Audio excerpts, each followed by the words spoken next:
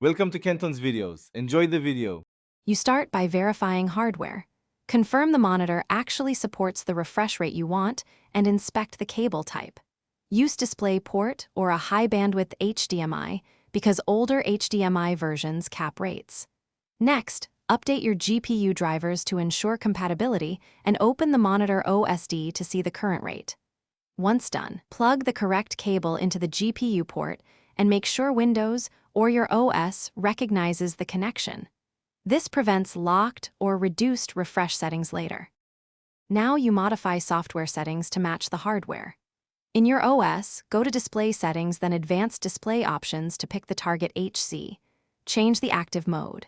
Then open your GPU control panel, NVIDIA, AMD, or Intel, and create or select a profile with the matching resolution and refresh rate. Custom resolutions may be required. Make sure the color bit depth and timing are appropriate, because incompatible settings can force lower rates. Once applied, test with a motion demo to confirm smoothness.